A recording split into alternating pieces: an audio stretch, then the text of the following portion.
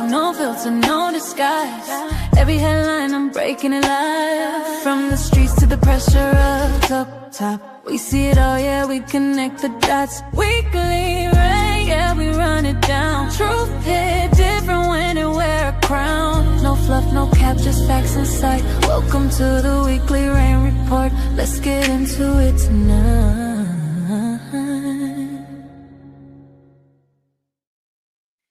What is good, YouTube? It's your girl, Soft Rain. And right now, I need to pause for the cause. If y'all are in here with me, I see that I got 3 people in here already. Listen, I have been having some trouble with StreamYard this evening. So if y'all are in here, I see you in here in too deep. I really appreciate you being in here with your raindrops. If y'all are in here already, please go share this on our Discord, this link here on our Discord, and share it on Instagram if you can, because like I said, StreamYard was giving me some difficulties with like duplicating the stream. And then when I went try to go live the first time, it was some issues there too. So if you can, if y'all are able to, can y'all please go share this stream with everybody you know. I'm gonna pause right quick and also share the stream and get this out here. So yeah, let me see. Hold on. Because I've had a couple of difficulties getting this going for some strange reason. There it is. I'm gonna copy this and I'm gonna send this out. So y'all just be patient for just a second. And let me send this out.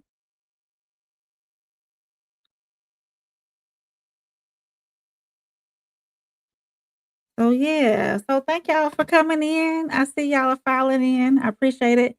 If y'all can, please, like I said, send this stream out to somebody you know, or in our Discord and whatnot. StreamYard was giving me such a hard time actually going live with this. So, but I appreciate everybody being here so far. If you're in here, make sure you like, comment, and subscribe, of course, and most importantly, share it with somebody. So it's your girl, Soft Rain, and welcome into the weekly Rain Report, where I break down the biggest stories of the week, from crime to policy to what's happening right here in my hometown. And I'm gonna always promise to make sure to end with something that feeds the soul. So if you're in the building, go ahead and drop those raindrops in the chat. Make sure you like, subscribe, and share, because over here, I don't just report the news, I break it down with what it really means. Um, so my first segment. Oh, hold on, I got some people in here. Yeah, in too deep. Hey, in too deep. I appreciate you being in here. And of course, he says, welcome in everyone. As you come in, please click the like button. It's a free way to support the channel. I see those numbers are going up. If y'all are in here, make sure y'all drop raindrops in the chat, or make sure y'all share it with somebody you know. Michael is, yes, I am. Thank you for viewing. I appreciate your view. Make sure you share, subscribe, and all that good stuff. Okay. So let's get into it with my first segment. My first segment is going to be my radar segment under investigation. So I found this article and it was very interesting, right? Let's start with a story that's been decades in the making. So back in 1980, a young girl named Roxanne Sharp was unalived in Louisiana. So for years, there was no arrest, no answers, no closure. Her case went cold until now. A podcast titled Who Unalived Roxanne Sharp reopened this conversation, and not just casually. We're talking about a deep investigation, interviews, timelines, real pressure being applied to a case that had been sitting silent for years. And now 4 arrests have been made. 4. Authorities say that renewed attention helped generate new leads and forced a second look at old evidence, which brings up a real question. How many other cases are out there just waiting for someone to care enough to dig? Okay. Because this isn't just about one case. This is about families who never got closure. who were victims, their stories faded, and a system that sometimes only moves when pushed, you know? So there's a lot of cold cases out there that have never been solved, have never been resolved or anything. So justice may have been delayed, and but in this case, it has finally shown up. And I'm gonna play a video real quick of what Shocking new details. hold on one second. Let's see. Let me rewind it back and then we're gonna catch this video right quick. Let me play it for y'all. All new at noon, shocking new details released about an arrest in a Can y'all hear decades-old me? cold case. Louisiana State Police announcing the arrest of 4 men connected to Roxanne Sharp's murder investigation. The 16-year-old was sexually assaulted and killed in Covington back in 1982. State police say new DNA and witness information led them to arrest Perry Taylor, Darrell Spell, Carlos Cooper, and Billy Williams Jr. All of the men are from Covington. They're all in their 60s. State police reopened the cold case in 2023 and even teamed up with WDSU's partner, North Shore Media Group, on a podcast to bring new interest to the case. You can see that story on our website right now on WDSU.com. All right. So as y'all see, 52,000 acres. remove that. So as y'all see, do y'all think if this podcast never existed, do you think this case would have ever been solved? I got some comments in here. I'm gonna read the comments. Let me get in here.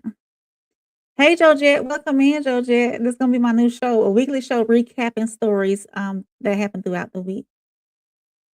Marco. Oh, okay, Marco, you are. I appreciate you. And Too Deep said, please click on the notification bell so you don't miss future lives because hey, it's free. I do use Instagram. You can connect with me at Conversations with Soft Rain. Conversations with Soft Rain on Instagram. Hey, Bubba. Thank you, Marco. He said nice. Hey, Roxy. Welcome in, Roxy. And Too Deep says super chat stickers and cash apps stop the show. Absolutely, they do stop. And you can, if you'd like to contribute to the Lashes and Lip Gloss Fund, you can do so by cash apping Soft Rain RSC. Soft Rain RSC. And I appreciate everything. It goes to all this production and everything you see.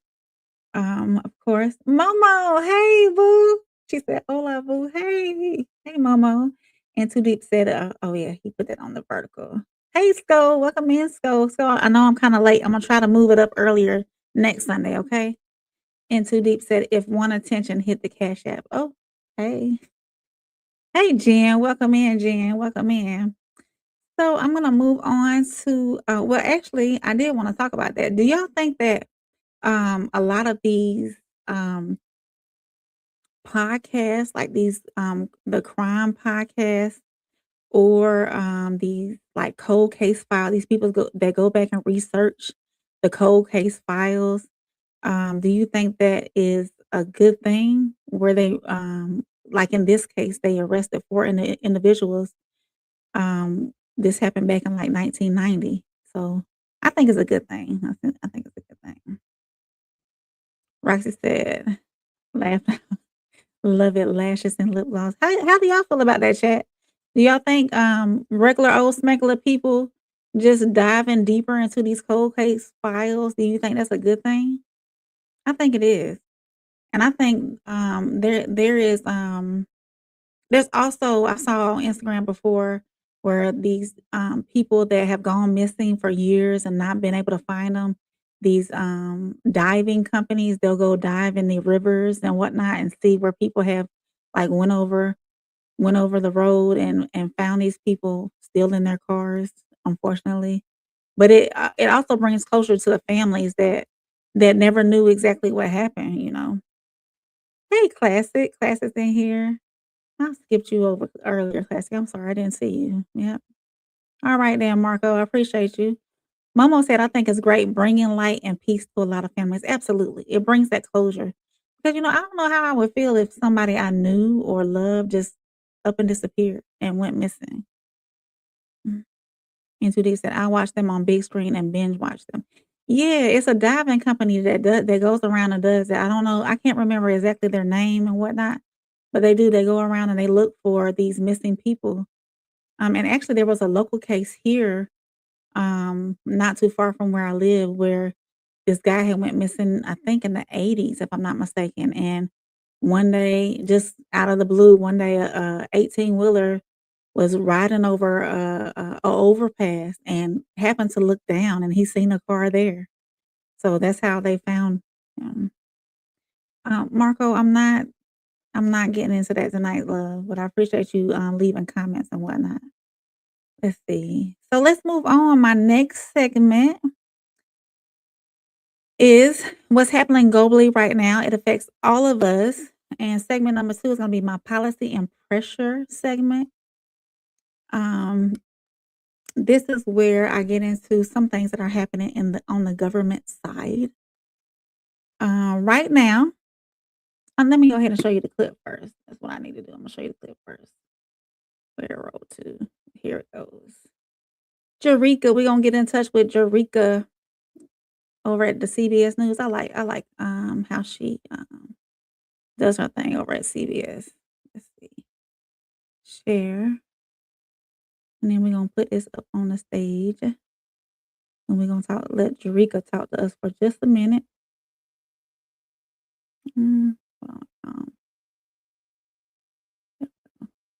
Steve Witkoff and today, President Trump canceled plans for his top envoys, Steve Witkoff and Jared Kushner, to travel to Pakistan for negotiations with Iran aimed at ending the war. The president spoke in Florida right before returning to Washington, D.C.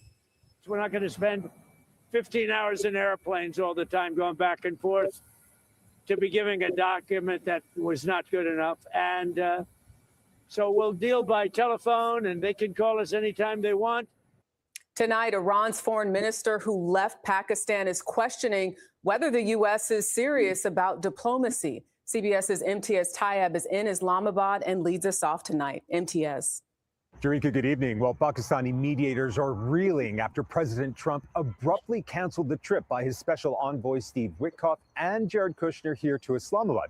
Now, the move has also thrown the shaky Pakistan-brokered ceasefire into doubt. Iran's Foreign Minister Abbas Araghchi was here in the capital for nearly 20 hours of talks with Pakistani leaders, where sources tell us he delivered Tehran's conditions to restart negotiations and end the war. But President Trump's decision to scrap the talks now risks deepening the stalemate between Washington and Tehran, as tensions in the Strait of Hormuz rise, with both sides blocking parts of the waterway where 20% of the world's oil passes. And so what we're seeing tonight is a high-stakes game of diplomatic chicken, with neither side willing to blink. And the concern is if talks don't resume soon, Jarika, this could slide back into all-out war.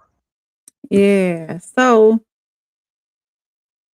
that's where everything is shifted, right? The POTUS has officially canceled a diplomatic trip that was supposed to help negotiate an end to tensions with Iran. His envoys, of course, Steve Witkoff and Jared Kushner, were expected to meet in Pakistan, but they canceled that meeting. And the reason why they canceled it is because the deal on the table wasn't good enough. So now instead of face-to-face negotiations, they're talking about handling things over the phone. Meanwhile, Iran is questioning whether the U.S. is even serious about diplomacy.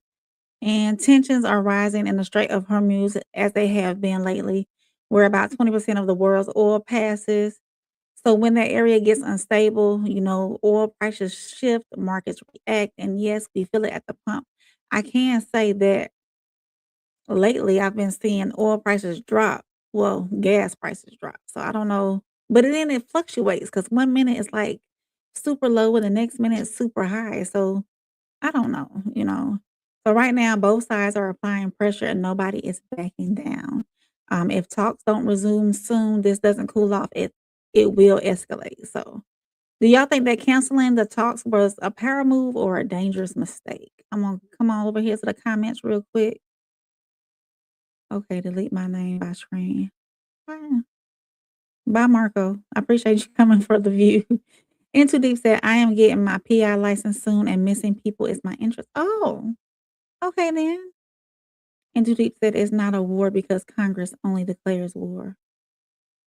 All right. Yeah, so that's I wanted to tell y'all about that. Trump calling off travel to Pakistan. Of course, we know some other things went on last night as well, but we're gonna get into that tomorrow. But yeah, that's what I have for my policy and pressure segment. And I'm gonna move on to some hometown news. Some hometown news. Now, over here, I wouldn't I was when it came to this topic, I was very upset because I know as adults when we are matter of fact, I'm gonna put y'all comments on the screen. As adults, when we are around other people, when we are teachers and we're around other children and we're tasked with um taking care of somebody else's child, we cannot let our emotions or how we are feeling get the best of us. I'm gonna play the video first. Let's see. Okay, here's the video. I'm gonna play the video first and then we'll get into what's going on with it. Let's see. Because there's a lot that happened in that video.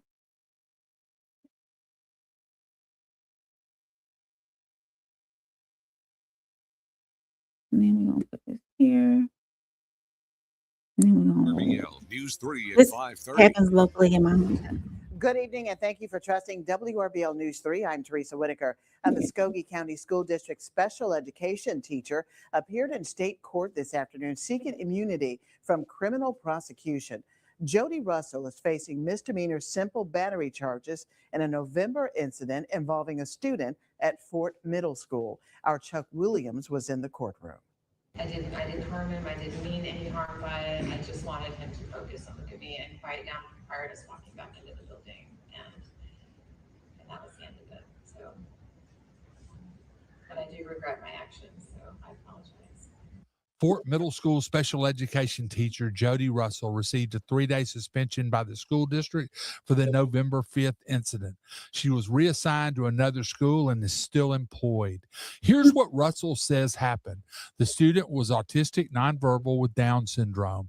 The child had been loud, and Russell admitted she became frustrated as they were going back into the school. So I turned around, I placed my hands on his shoulders, I crouched down a little bit to get on his level so we could make eye contact.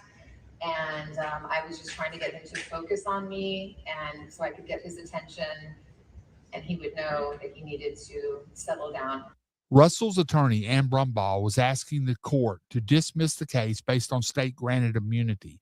She had to prove that Russell was in the process of disciplining the student, and it was in good faith. Prosecutor Nick Hutt countered the defense's argument. Did y'all see her face just then? Not concerned at all. I'm sorry, I had to stop it because she did not seem concerned at all. She's like, I really don't even want to be here, you know.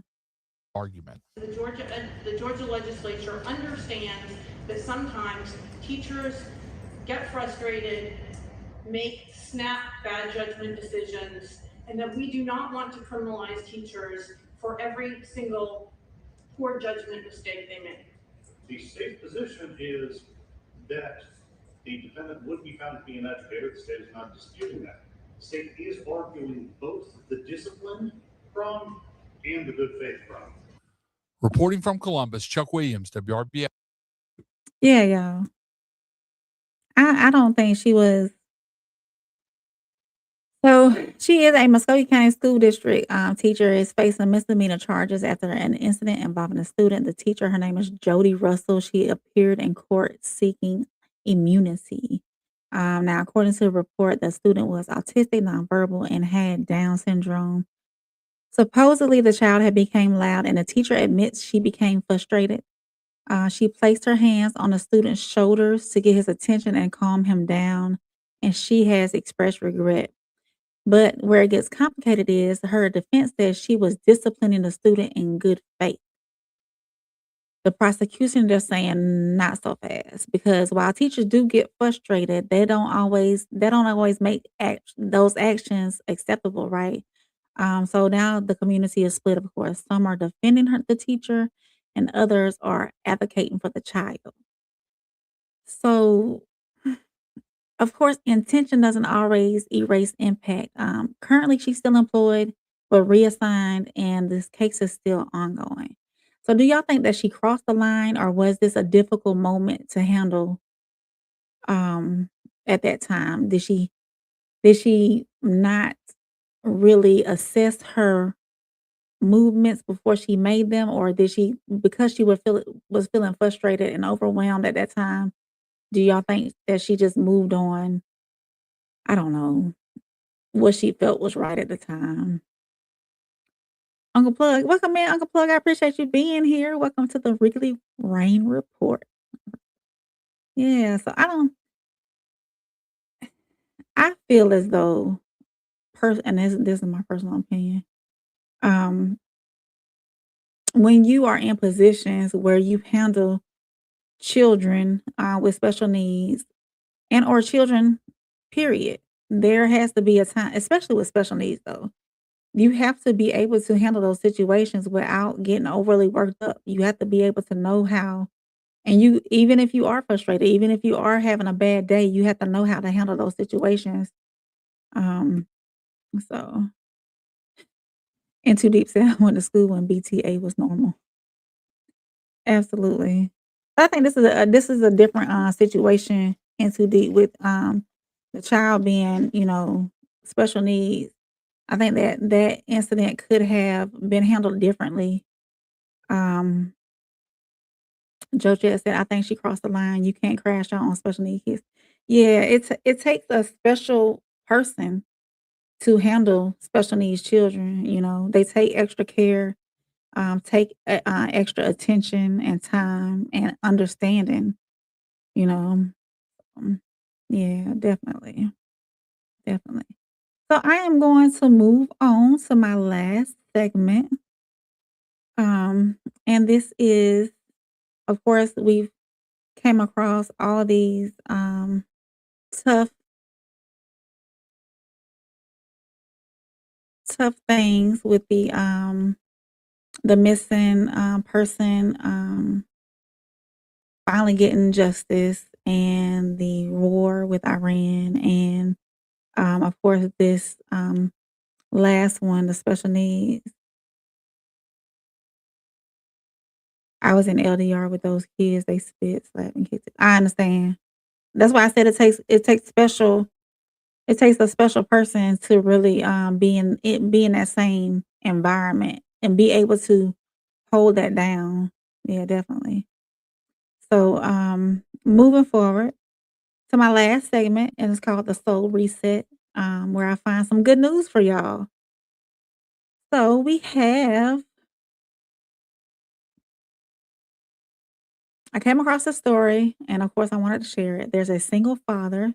His name is Lamont Thomas, who has fostered 47 children. Not for attention, not for recognition, but because he chose to show up. So he opened his home to kids who needed stability, who needed love, and who needed someone. And when he talks about it, he calls it a joy. So imagine changing one life and then doing it 46 more times. Let me pull this up so we can watch that. Let's see.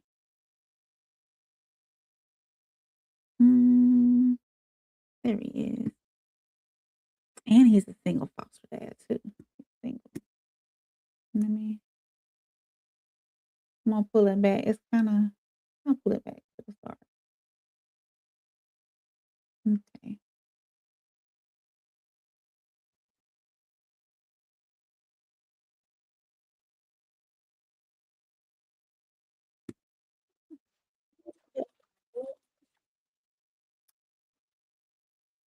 Here we go, y'all. Here it go.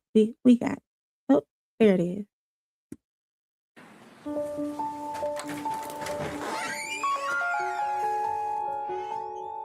Front door. It usually begins with pictures on a wall. Then all of a sudden, toys are piled up in corners. Worn down markers and crayons replace pens. Doodles and dents mark up a dining room table. The change is both subtle and sudden, from person to parent. I was single most of my life. I wasn't a parent at all. So, being a dad wasn't something part of my everyday life. Dad. Oh, good job. A name, Peter Mutabasi, never gets tired of hearing. And it's been a joy for kids to say, Dad, and you're like, wait, me? You know? Because that name So the first time I came here, I called him Peter. So I called him Peter for 3 days that I was here. means so much I didn't do it at the first year we came, so it took me a while. to each I felt like I actually had a dad who actually cared for me. of his adopted And then after those 3 days, I called him Dad. children. I'd say it's definitely kind of right away. You know, I started calling him Dad. All right, here we go. While his kids call him Dad, most know him as Foster Dad Flipper on Instagram. He grew up as a street kid in Uganda and now is all about caring for kids. He's a single parent who has fostered 47 children over the last 9 years. I think for me, I was one of those kids, you know? I came from an abusive family. I was unwanted. I never felt safe at any time as a little boy. All right. His family keeps growing. I was so happy, I almost cried. Elijah was just adopted. Thank you. Congratulations, sir. Thank you, thank you. He's now one of 4 and counting. See, you wiggle the feet. I'm gonna let you go. I'm holding you. ready. Are you sure? Yeah. You sure? Yeah. Once they were all adopted, all of his kids They actually started calling me Luke the first day that I changed my name. Okay, spin it, pull up. changed their first name. Good, it felt great. I felt like myself. It gave me the opportunity to choose a name I actually liked. And their last. Does this make sense? Hi, my name is Isabella Mutawati. It's Elijah Leandre Powell Mutabazi. Hi, my name is Anthony Mutabazi. Luke Mutabazi. Oh, I don't want to cry right now, you know? Think about that. The joy, the pride that brings, even for them to say, man, I have a piece of the world through my father that I can claim. It was never just a name change, but a tie, forever linking them together as family. So Peter's family keeps growing, and I think there might be some exciting adoption news soon. You know, what's so beautiful, Taylor, is all of those kids are getting to choose their name, and they got to choose their first name and then their last, and they're connected through family, which I thought was just like such a beautiful sentiment. Queen. Yeah, y'all, that was great. Yeah. So, yeah, 47. He's fostered 47 children. That's selfless for sure. And those children getting you see the joy in their faces. That was great. Them getting to change or to choose their name as well.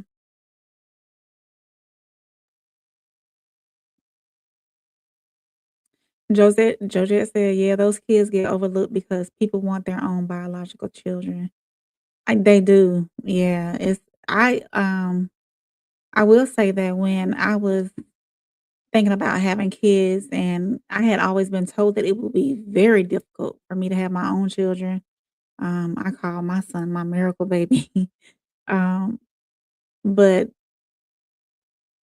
the people who I wish there was more people out there who wanted children who can't have them, to foster more kids, who would be open to fostering more kids. Actually, my boss, he has fostered plenty of children throughout his years too as well, and he's a great inspiration when it comes to that. Him and his wife are selfless too when it comes to that as well.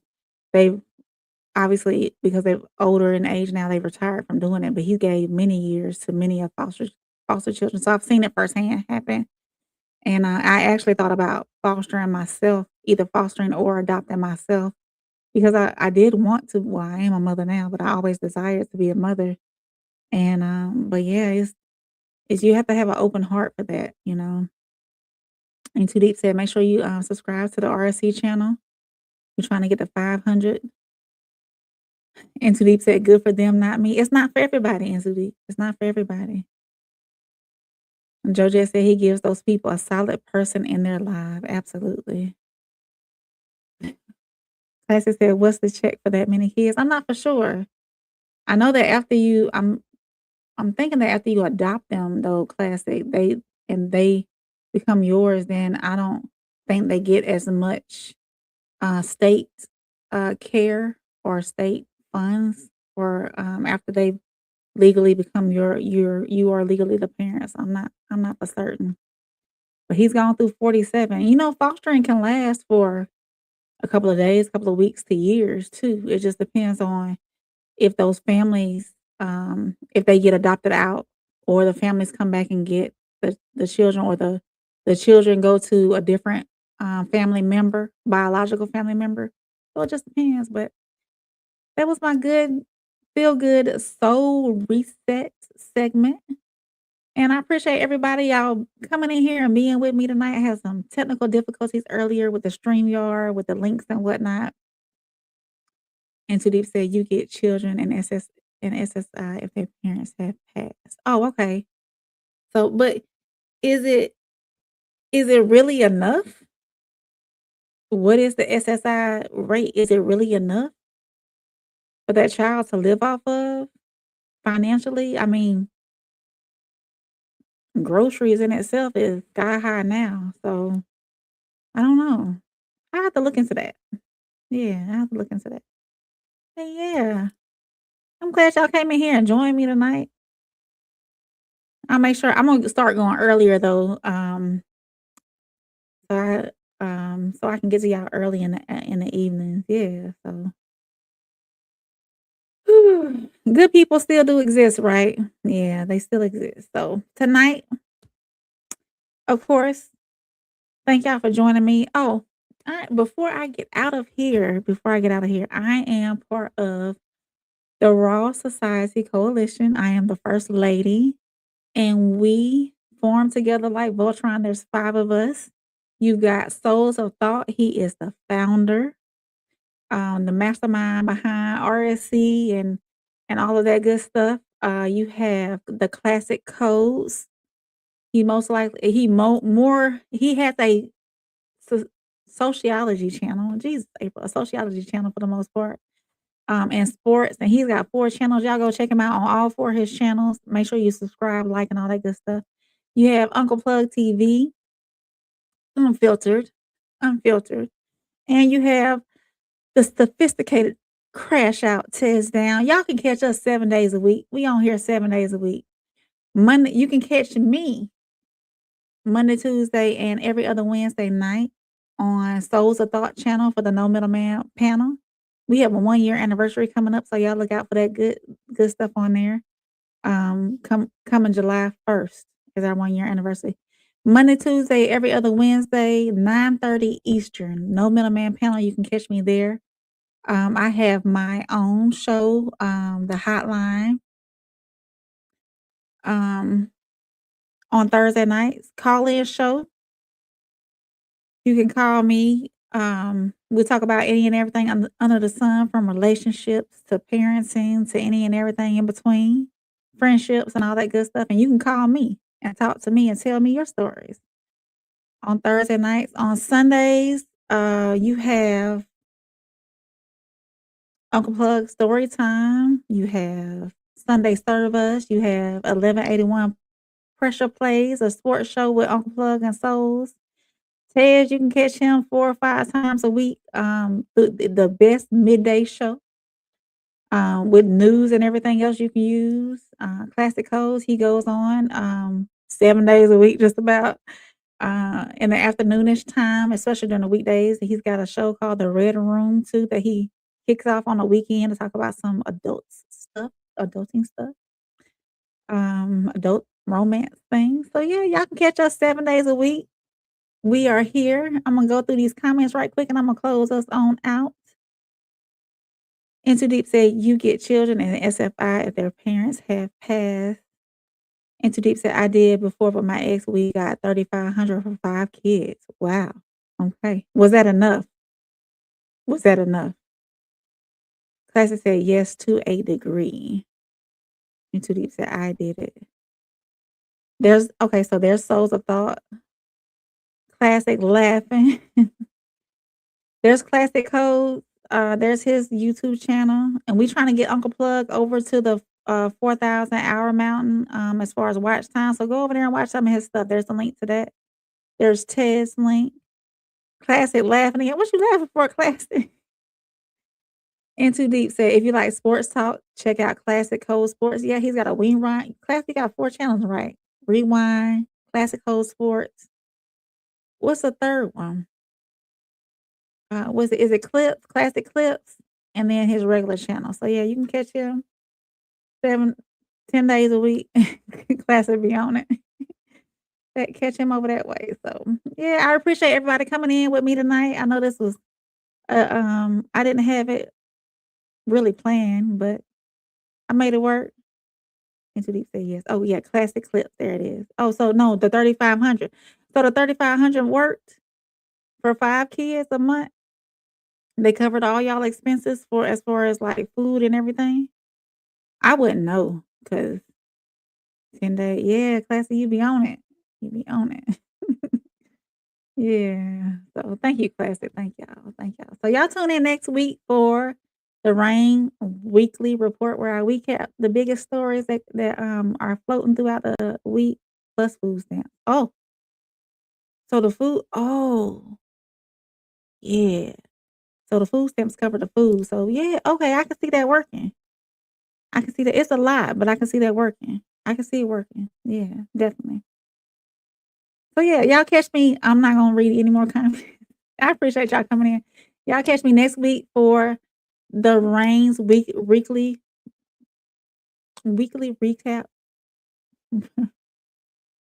April, the weekly Rain report, where I recap what's the biggest stories that happened throughout the week, so you don't have to adjust your crowns. Rest your heart. You are loved, you are held, and your reign is safe with me. See y'all next time. It's